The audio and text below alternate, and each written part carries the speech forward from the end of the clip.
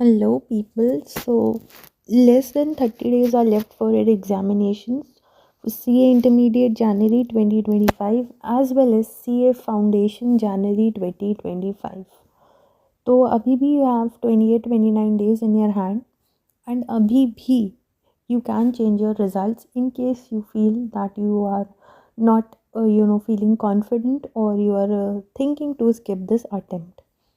So as you all know that I have started one mentorship program and there I have just 4-5 students and जो 4-5 students हैं तो उनका जो progress है ना तो आई am not at all satisfied with their progress reports क्योंकि मुझे उनके जो प्रिपरेशन है उसमें काफ़ी सारी कमियां लग रही हैं।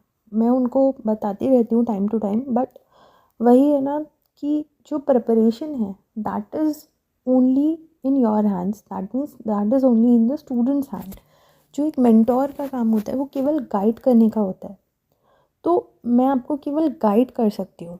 तो आपको क्या करना है ना, इन केस आप भी एक ऐसी सिचुएशन में हो जो मतलब ऐसा फील कर रहे हो कि आपका कुछ भी तैयारी नहीं है या फिर तैयारी है but you are not that confident, तो दिन के 2 से 3 घंटा या 2 घंटा ही लेकर आप बैठ जाओ। जितने भी अभी तक क्वेश्चन पेपर्स आए हैं और जितने भी आरटीपीज आए हैं उनको सॉल्व करना स्टार्ट कर दो। नाउ आप बोलोगे कि अमेंडमेंट्स आएंगे, तो अमेंडमेंट्स देखो कुछ सब्जेक्ट्स में ज़्यादा आते हैं, लाइक टैक्सेशन हो गया, लॉ हो गया, इनमें you will find considerable amendments. But उसमें भी बिकॉज अगर आपने पढ़ रखा होगा कंटेंट तो यू नो कि ये क्वेश्चन में ये अमेंडमेंट था या ये टॉपिक में ये अमेंडमेंट था, तो उसको वैसे करके सॉल्व कर लो। बट जो आपके बाकी के पेपर्स हो गए लाइक कॉस्टिंग हो गया, एडवांस अकाउंट्स हो गया, अकाउंट्स हो गया, तो एडवांस अकाउंट्स और अकाउंट्स का मिक्स होकर ही तो आपका न्यू सब्जेक्ट आया ना, तो वहीं से पेपर्स आपके बनेंगे। जो रिपीटेशन होता है जनरली टफ पेपर्स में भी मैंने कई बार देखा है, even at CA final level भी ये लोग पुराने पेपर के क्वेश्चंस को थोड़ा सा ट्विस्ट एंड टर्न करके दे देते हैं।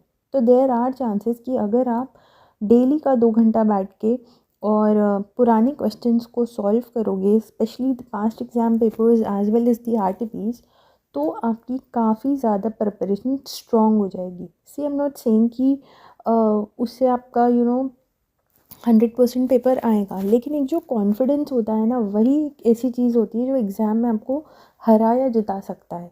जो मुझे स्टूडेंट्स की मिस्टेक्स मिल रही हैं ना वो काफ़ी ज़्यादा तो ऐसी हैं कि कुछ कुछ तो वो कॉन्सेप्ट्स में ही लैक कर रहे हैं।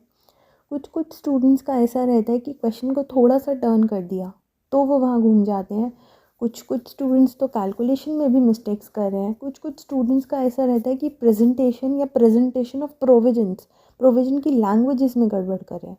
तो ये सारी मिस्टेक्स तभी सॉल्व होंगी अगर आप रेगुलर बेसिस पे पेपर्स को सॉल्व करोगे। एंड सिर्फ सॉल्व नहीं करना है, आपको इवैल्यूएशन भी करना है। एक चीज़ और है कि जैसे मैं आपको बोल रही हूँ कि 2 घंटा आपको पेपर सॉल्व करना है, पेपर का टाइम तो 3 घंटा रहता है, तो आप क्या कर सकते हो ना, आप सारे के सारे क्वेश्चंस को पूरा पूरा लिख करके मत देखो। कुछ कुछ क्वेश्चंस को देख लो। कुछ कुछ क्वेश्चंस को कैसे करो, जैसे प्रोविजंस बेस्ड वाले हैं जो सब्जेक्ट्स हैं, जैसे लॉ हो गया या GST हो गया, टैक्सेशन हो गया, तो अब उसमें क्या करो, प्रोविजंस के मेन पॉइंटर्स, वो जो कीवर्ड्स आपको लिख के आने एग्जाम में उनकी प्रैक्टिस कर लो। इसी तरह से अकाउंट्स में क्या कर सकते हो, अकाउंट्स के पेपर्स को आप आधा आधा करके कर लो कि मुझे 1.5 घंटा में ये पेपर करना है, फिर अगले 1.5 घंटा में मुझे अगले दिन बैठ के करना है। तो ये स्पीड की भी बहुत ज़्यादा प्रॉब्लम आ रही है, स्टूडेंट्स अटेम्प्ट ही नहीं कर रहे हैं पेपर और उस वजह से मैं उन्हें मार्क्स नहीं दे पा रही हूँ।